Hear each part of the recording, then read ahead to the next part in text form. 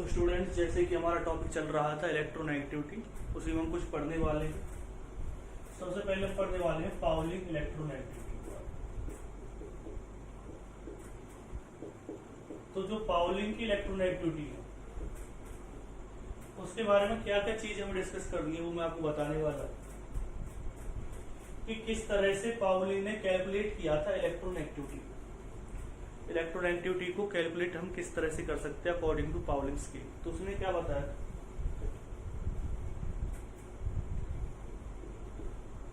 he calculated the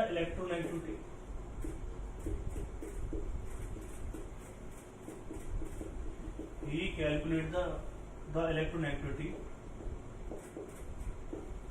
by the help of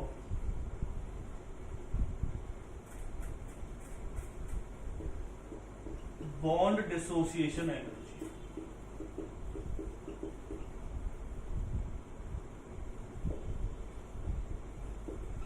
bond dissociation energy की help से आप क्या निकाल सकते हैं, इलेक्ट्रोनेगेटिविटी को निकाल सकते हैं।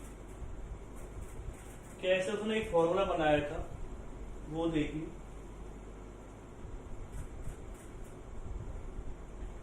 उसने कहा था कि डेल काई ए माइनस काई बी का स्क्वायर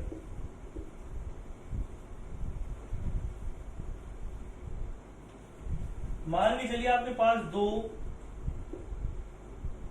एटम्स हैं ए और बी, दोनों ने मिलकर के एक मॉलिक्यूल बना दिया। कौन सा मॉलिक्यूल बनाया उन्होंने, ए और बी। दो आपके पास एटम्स थे, दोनों मिलकर के मॉलिक्यूल बना दिया ए और बी। तो काई ए का मतलब क्या है, काई ए का मतलब है इलेक्ट्रोनेगेटिविटी ऑफ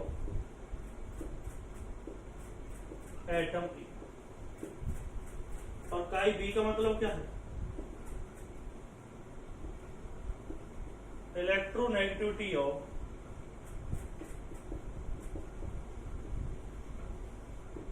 एटम बी।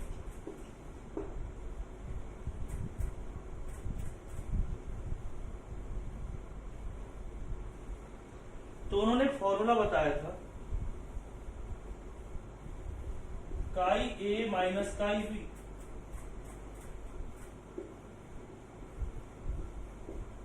का स्क्वायर इक्वल टू क्या है, del D A B minus D A into D B B का स्क्वायर। ये याद रखना, ये डेल है, ये क्या है, डी है, ठीक है। तो इसका मतलब क्या रहेगा, ये डी ए बी क्या है वो मैं आपको बताने वाला हूं, ये आपने नोट डाउन कर लिया होगा।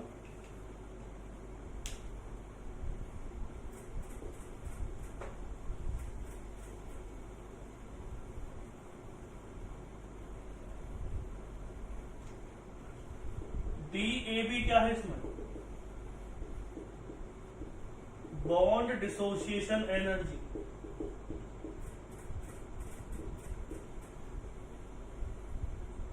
Of A B bond. D A क्या है इसमें, बॉन्ड डिसोसिएशन एनर्जी ऑफ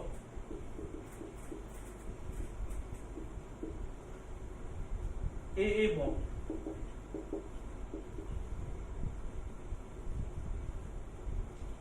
और डीबीबी क्या है इसमें, bond dissociation energy of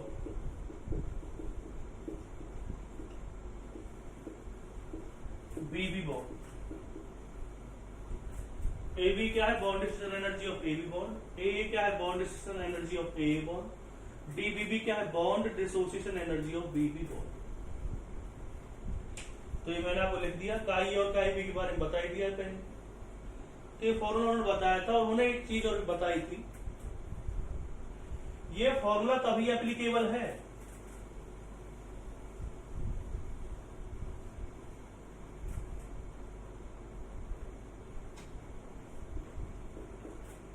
if bond dissociation energy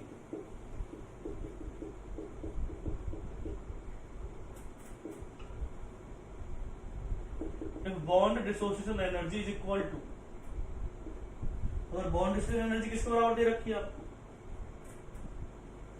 if bond dissociation energy is equal to, या bond dissociation energy is given into electron volt, 1 electron volt, मतलब electron volt की form में अगर दे रखी है, इसका मतलब क्या है, इलेक्ट्रॉन वोल्ट। इलेक्ट्रॉन वोल्ट भी क्या होती है, यूनिट होती है एक तरह से एनर्जी। तो अगर बॉन्ड डिसोसिएशन एनर्जी आपको इलेक्ट्रॉन वोल्ट में दे रखी है तब तो ये फॉर्मूला एप्लीकेबल हो जाएगा, लेकिन अगर नहीं दे रखी हो तब क्या कर दोगे, तब क्या होगा, 1 इलेक्ट्रॉन वोल्ट दे रखा होता है 96.48 किलो जूल पर मोल। अगर आपको बॉन्ड डिसोसिएशन एनर्जी किसमें दे रखी हो, किलो जूल पर मोल में दे रखी हो, तो फॉर्मूला थोड़ा सा चेंज हो जाएगा। अगर ये किसमें दे रखी हो, किलो कैलोरी में दे रखी हो, तब फॉर्मूला अलग आएगा। तो मैं दोनों ही केस आपको बताने वाला हूं कि दोनों ही केस में फॉर्मूला क्या क्या आएगा।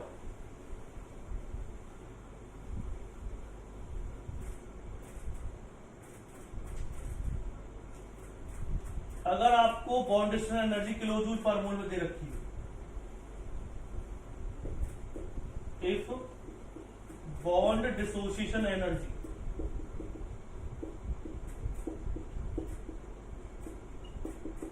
इज गिवन इन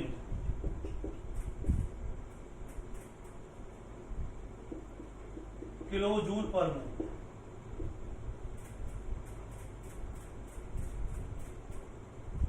तब क्या होगा,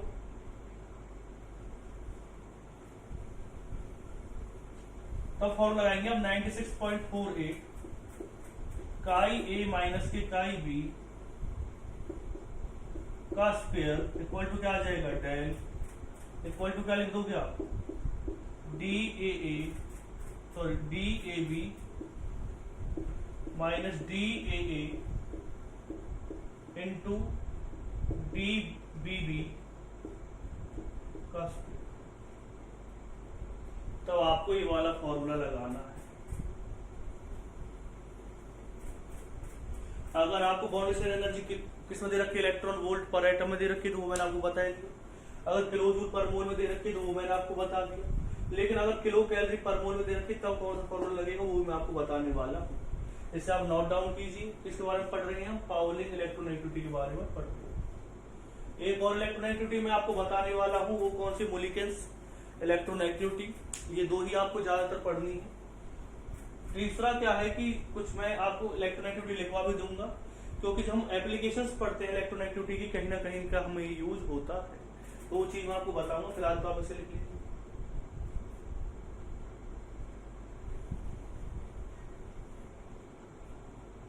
अगर आपको बॉन्ड डिसोसिएशन एनर्जी किसमें दे रखी हो, किलो कैलोरी पर मोल में दे रखी हो, तब क्या करेंगे,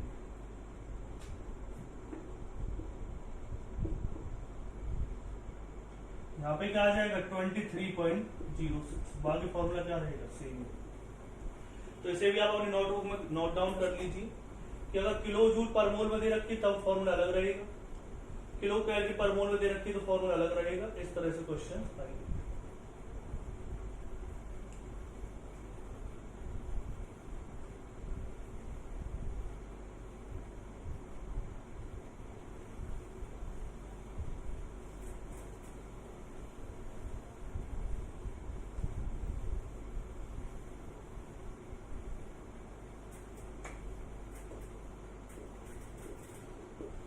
Electronegativity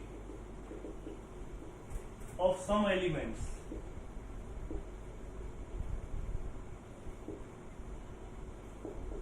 in Pauling scale। एक स्केल ले लेते हैं जिससे कि चीजें थोड़ी आसान हो। इसकी होती है अप्रॉक्स 0.9, इसकी 0.8 हो जाएगी, पोटेशियम की 0.8 हो जाएगी,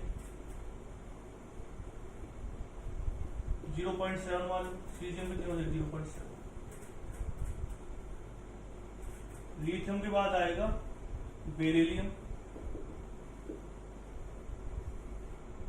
बोरॉन, कार्बन की होती है 2.5, एक हाइड्रोजन की भी लिख लेना 1.2, मैग्नीशियम की होती है अप्रॉक्स 1.1, एल्युमिनियम की आ जाएगी वही 1.8 के अप्रॉक्स, सिलिकॉन की होती 2.8,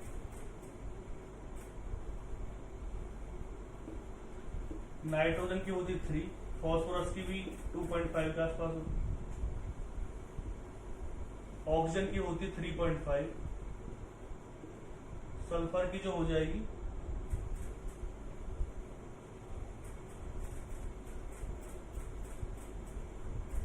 सल्फर की जरूरत नहीं पड़ती। फिर उसके बाद क्या आएगा, ऑक्सीजन हो गया।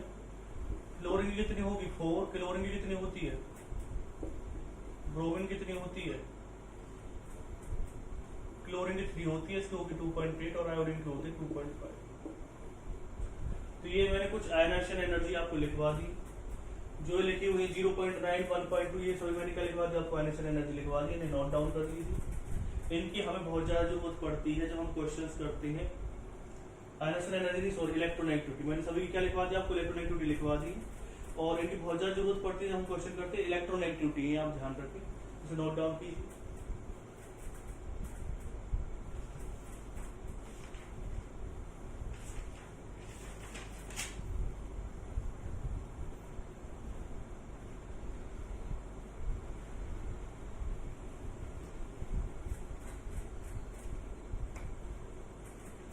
अब है इसके बाद मुलिकन्स स्केल।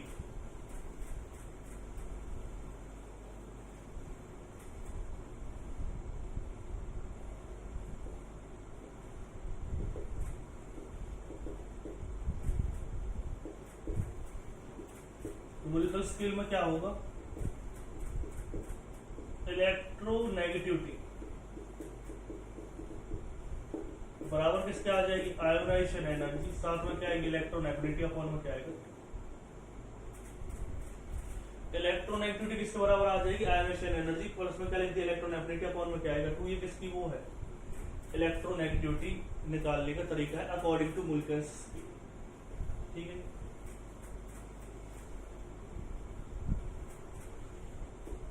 फिर क्या होता है relation between Mulliken's scale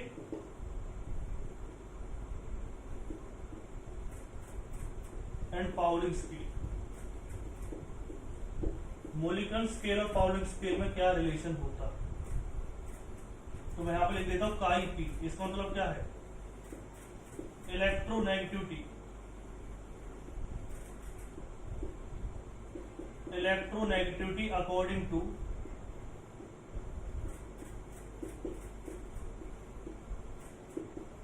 Pauling scale equal to किसके आ जाएंगे, ये क्या है इलेक्ट्रोनेगेटिविटी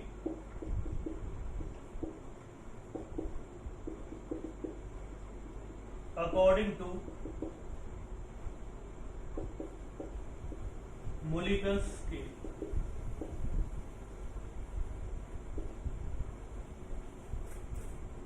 अपॉन में क्या आएगा 2.8, यानी कि जो मुलिकन स्केल वाली इलेक्ट्रोनेगेटिविटी अगर हम उसे 2.8 से डिवाइड कर दे तो किसके बराबर आ जाती है, जो हमने पाउली के स्केल के अकॉर्डिंग इलेक्ट्रोनेगेटिविटी निकाली थी उसके बराबर आ जाती है। तो इस रिलेशन को जरूर याद रखें, क्वेश्चन आ जाते हैं इससे। ये जो फॉर्मूला है वो तभी है if ionization energy and electron affinity are given in electron volt. अगर आपको आयोनाइजेशन एनर्जी और इलेक्ट्रॉन एफिनिटी किसमें दे रखी है, इलेक्ट्रॉन वोल्ट में दे रखी हो, तभी ये एप्लीकेबल हो पाएगा।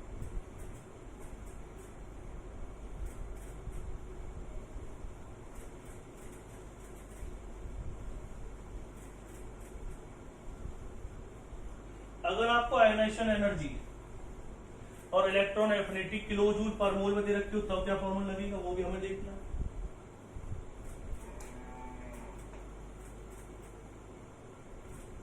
तो डायरेक्ट मैं क्या निकाल रहा हूं, पाउलिंग स्केल का अकॉर्डिंग इलेक्ट्रोनेगेटिविटी निकाल रहा हूं।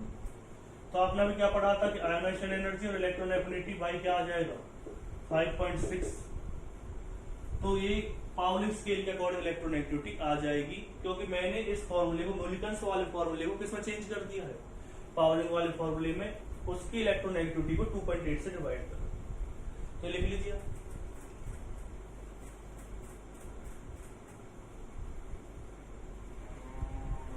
लेकिन अगर आपको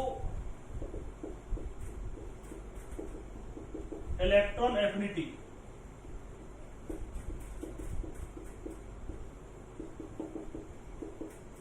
and ionisation energy are given in kilojoule per mole, अगर आपको इलेक्ट्रॉन एफिनिटी और ionisation energy kilojoule per mole में दे रखी तब आयोनाइजेशन एनर्जी और इलेक्ट्रॉन एफिनिटी अगर आपको किसमें दे रखी है,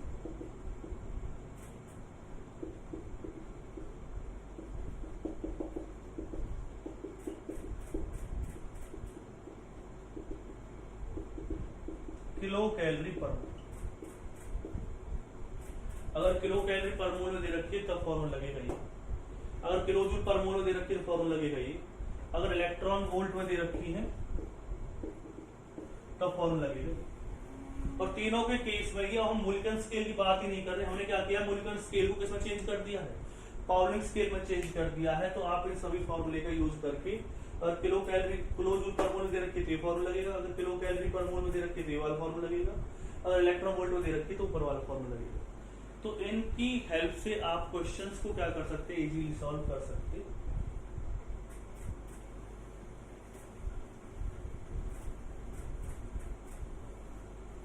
अब आते हैं applications of electronegativity.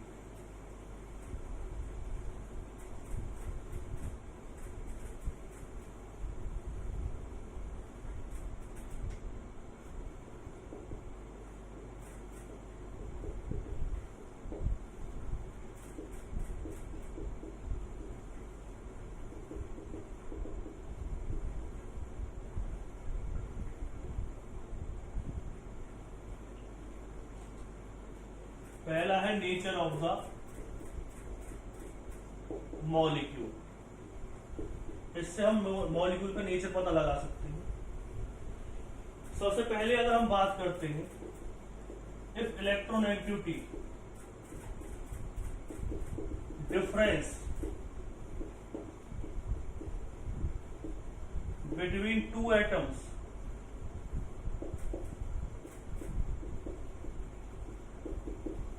in a molecule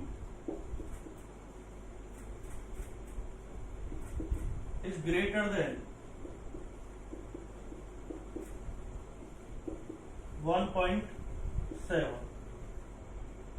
then compound is ionic। तो कंपाउंड कैसा होगा, आयनिक होगा।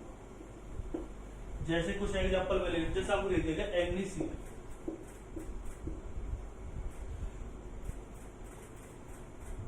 NaCl अगर आपको दे रखा है तो Na का भी मैंने आपको इलेक्ट्रोनेगेटिविटी बताया थी कितनी, 0.9, Cl की कितनी लिखवाई थी 3, दोनों का डिफरेंस निकाल के देख लो कितना डिफरेंस आ रहा है, 2.1। तो क्या ये 1.7 से ग्रेटर है या नहीं, आप कहेंगे 1.7 से तो ग्रेटर है, तो सीधे से बात है जो NaCl वो कैसा कंपाउंड होगा, एक आयनिक कंपाउंड होगा।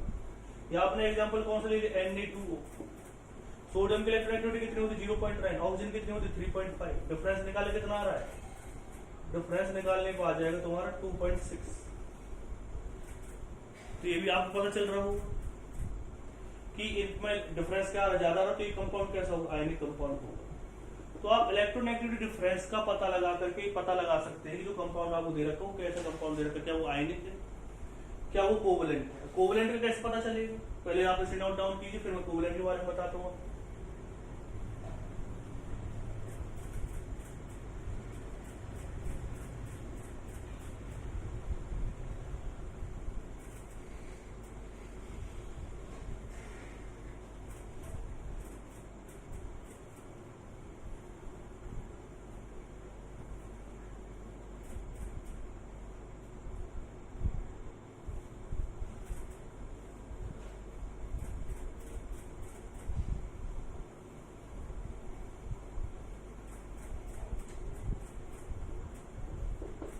If the electronegative difference electronegativity difference between two atoms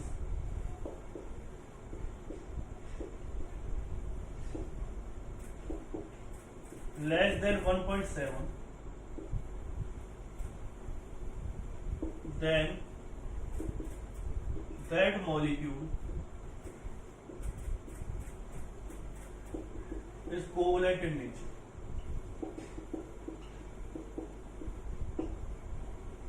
ठीक है, जैसे आपको दे रखा है, कोई भी एग्जांपल ले लीजिए, आपने एग्जांपल ले लिया जैसे कि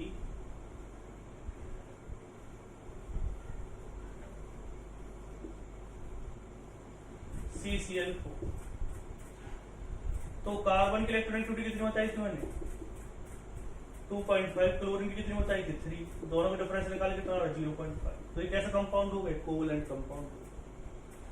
तो अगर 1.7 से डिफरेंस क्या है कम है तो कोवैलेंट कंपाउंड ज्यादा होने के चांस है, अगर 1.5 से डिफरेंस क्या 1.7 से डिफरेंस क्या ज्यादा है तो आयनिक कंपाउंड होने के चांस ज्यादा है।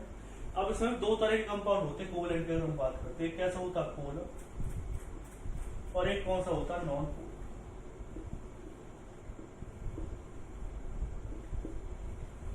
अगर इलेक्ट्रोनेगेटिविटी डिफरेंस 1 से कम है, लेस देन 1 इलेक्ट्रोनेगेटिविटी डिफरेंस,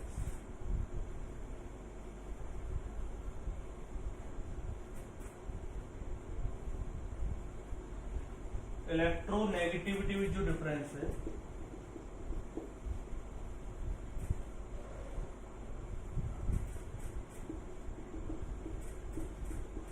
अगर लेस देन 1 आ रहा है तो कैसा रहेगा नॉन पोलर, और 1.7 to 1 के बीच में है इलेक्ट्रोनेगेटिविटी डिफरेंस,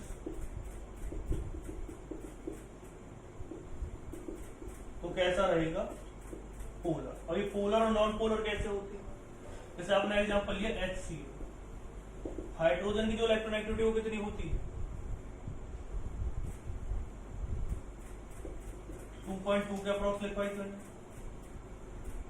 या आप लिख सकते हैं इसमें 0.7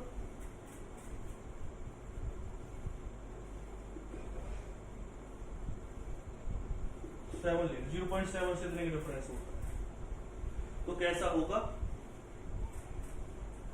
पोलर। और जैसे आपने लिया HCl, इसकी कितनी लिखवाई 3, दोनों का इलेक्ट्रोनेगेटिविटी डिफरेंस निकाले कितना आ रहा है 0.8। अब होता क्या है कि इसकी वजह से जो इलेक्ट्रोनेगेटिविटी डिफरेंस होता है वो अगर 0.7 से क्या है ज्यादा है तो क्लोरीन क्या करेगा, क्लोरीन की इलेक्ट्रोनेगेटिविटी हाइड्रोजन से क्या है ज्यादा है, तो अपनी तरफ इलेक्ट्रॉन को अट्रैक्ट करने की कोशिश करेगा, और जो इलेक्ट्रॉन अपने पास आएंगे, इलेक्ट्रॉन कैसे चार्ज होता है नेगेटिव, तो किस पे कैसे चार्ज आ जाएगा पार्शियली नेगेटिव चार्ज, और हाइड्रोजन पे कैसे चार्ज आ जाएगा पार्शियली पॉजिटिव चार्ज। तो ऐसे कंपाउंड को क्या कहते हैं पोलर कहते हैं, जिनके ऊपर दो पोलराइज हो सकते हैं due to the electronegativity difference, जैसे कि HCl, हाइड्रोजन पे पार्शियली पॉजिटिव चार्ज आ गया, क्लोरीन पे कैसे चार्ज आ गया पार्शियली नेगेटिव चार्ज, तो दोनों के ऊपर कैसा चार्ज हो गया है पोलराइज हो गया है, तो इसे क्या कहेंगे आप पोलर कंपाउंड कहेंगे। लेकिन अगर आपने क्या लिया है CCl4, या आपने एग्जाम्पल CCl4 भी ले सकते हो, CCl4 भी नॉन पोलर का एग्जाम्पल है, आपने क्या ले लिया F2 ले लिया मान चलो,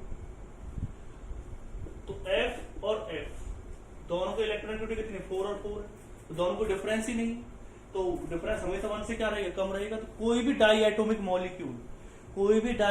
मॉलिक्यूल जिसमें सेम एटम्स हो, या कोई भी ट्राई एटॉमिक या टेट्रा एटॉमिक मॉलिक्यूल, कैसा भी मॉलिक्यूल जिसमें सेम एटम्स हो सिर्फ, वो हमेशा कैसा रहेगा नॉन पोलर रहेगा, चाहे वो Cl2 है, चाहे वो Br2 है, चाहे O2 है, चाहे P4 है, चाहे क्या दे रखा है आपको H2 दे रखा है, चाहे आपको क्या दे रखा है F2 दे रखा है, चाहे आपको I2 दे रखा है, सबकी इलेक्ट्रोनेगेटिविटी डिफरेंस क्या होगा 0 होगा, सभी के सभी नॉन पोलर कोवैलेंट कंपाउंड है। पोलर कंपाउंड कौन से होते हैं, जैसे HCl हो गया, या आपने एग्जांपल क्या ले लिया HF ले लिया, तो ये सभी के सभी कैसे होते हैं पोलर कंपाउंड कोवैलेंट कंपाउंड होते हैं, जिनमें इलेक्ट्रोनेगेटिव डिफरेंस 1.7 से 0.7 के बीच में होता है।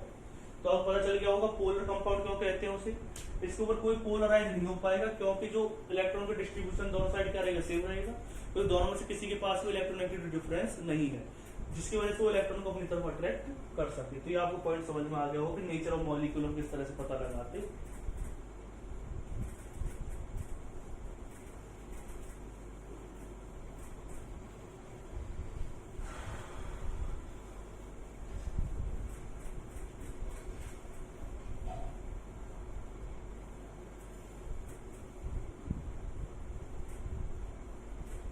फिर उसके बाद एक और एप्लीकेशन इसकी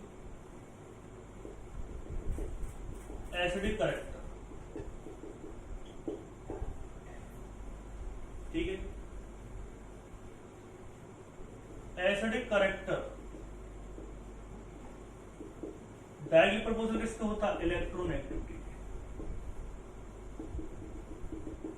अब मैंने एक एग्जांपल लिया HClO, HClO2, HClO3, HClO4। इसका ओरिजिन स्टेट 7 है, इसकी 5 है, इसकी 3 है और इसकी कितनी 1। अब आप कहीं से निकाली कैसे आपने, तो मैं आपको निकालना सिखा दूंगा। जब आप रेडॉक्स चैप्टरों से पढ़ेंगे तो वहां पर मैंने आपको निकालना सिखा दूंगा। अब जिसके ऊपर जितना चार्ज होगा तो सीधी सी बात है उसके न्यूक्लियस जितना पॉजिटिव चार्ज होगा उतना ही उसका साइज क्या रहेगा? छोटा रहेगा।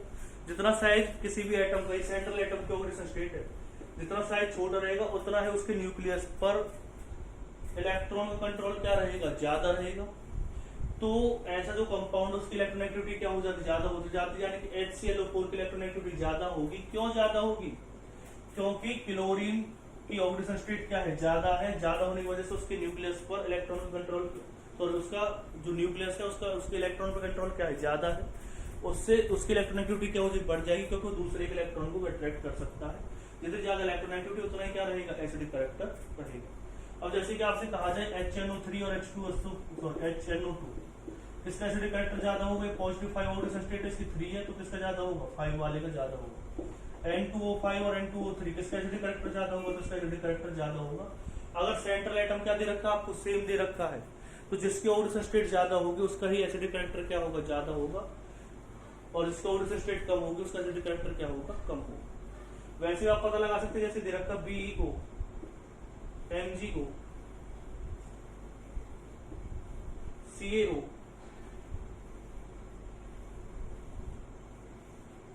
एक चीज मैं आपको बता देता हूं, अगर आप लेफ्ट टू राइट जाएंगे इन पीरियोडिक टेबल, तो इलेक्ट्रोनेगेटिविटी क्या होगी?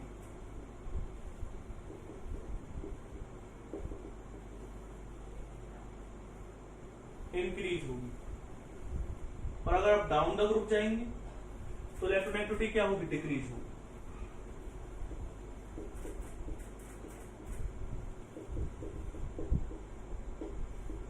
तो इलेक्ट्रोनेगेटिविटी डिक्रीज होगी अगर डाउन द ग्रुप जाएंगे। अगर लेफ्ट टू राइट जाएंगे तो इलेक्ट्रोनेगेटिविटी क्या हो जाएगी?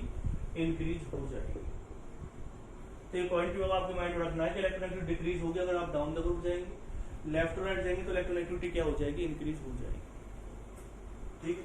और जैसे कि हम इन चारों की बात करें तो ये सेम ही ग्रुप के क्या है? एलिमेंट्स आपको दे रखे हैं। जो सेम ग्रुप के एलिमेंट्स है और ऑक्सीजन स्टेट अगर आप निकालेंगे, इसकी भी 2 आएगी, इसकी भी 2 आएगी, इसकी भी 2 आएगी। तो ऑक्सीजन स्टेट का कोई चक्कर ही नहीं रहा, बस ऑक्सीजन भी सेम दे रखी है आपको, सिर्फ क्या चेंज हो रहा है इसमें? एटम चेंज हो रहे हैं। तो जिसकी इलेक्ट्रोनेगेटिविटी ज्यादा होगी उसका ही एसिडिक कैरेक्टर क्या होगा? ज्यादा होगा। डाउन द ग्रुप मैंने क्या बताया है? इलेक्ट्रोनेगेटिविटी क्या होती है? डिक्रीज होती है। तो BE का एसिडिक कैरेक्टर ज्यादा होगा क्योंकि इसकी इलेक्ट्रोनेगेटिविटी क्या है? ज्यादा है। फिर किसका होगा? MgO, फिर किसका होगा? CaO, फिर किसका होगा? SR। तो आप इससे पता लगा सकते हैं कि अगर लेफ्ट टू राइट जाते हैं तो इलेक्ट्रोनेगेटिविटी क्या होती है? ये पॉइंट आपको याद होना चाहिए कि इंक्रीज होती है, और डाउन द ग्रुप क्या होती है? डिक्रीज होती है। यहाँ पर down the group electronegativity decrease हो रही थी, तो एसिडिक कैरेक्टर भी क्या हो जाएगा? डिक्रीज हो जाएगा। सबसे ज्यादा BeO का होगा, फिर MgO का होगा, फिर CaO का होगा, फिर क्या होगा? SR होगा। फिर मैं बता रहा हूं कुछ एम्फोटेरिक एलिमेंट्स। क्यों मैं आपको बता रहा हूं एम्फोटेरिक एलिमेंट्स के बारे में? क्योंकि इनसे बहुत ज्यादा क्वेश्चन आते हैं एंट्रेंस एग्जाम के अंदर। तो कुछ है हमारे पास beryllium, aluminium, zinc, antimony, bismuth, chromium positive 3 oxygen state में, और गैलियम। ये ज्यादातर कैसे एलिमेंट्स होते हैं? एम्फोटेरिक एलिमेंट्स होते हैं। इनको आप याद कर लें, इससे बहुत ज्यादा क्वेश्चन आते हैं। ये सभी के सभी क्या है? एम्फोटेरिक एलिमेंट्स मैंने आपको बता दिए।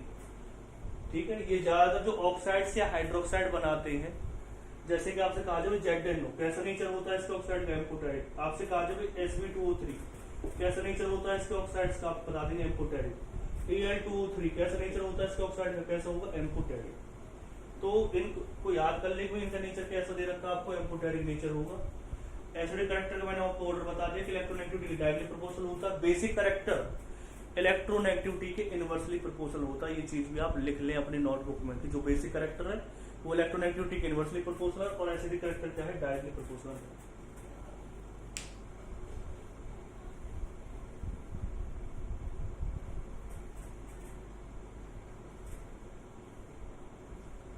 ठीक है, बाकी जो चीजें इसमें रह गई वो मैं आपको नेक्स्ट वीडियो में करा दूंगा। इस पॉइंट को आप नोट डाउन कर लें, इन चीजों को नोट डाउन कर लें, और नेक्स्ट वीडियो में जो बाकी बचा रह गया है चैप्टर वो आपको मैं करा दूंगा। तो आपका चैप्टर कंप्लीट हो जाएगा जहां तक है कल वाली वीडियो के बाद। और फिर हम नेक्स्ट कोई भी चैप्टर जो मैं आपको बता दूंगा कि कौन सा चैप्टर हम करेंगे तो उसके बारे में डिस्कस करेंगे। तो ये पॉइंट्स आपको नोट डाउन कर लेंगे।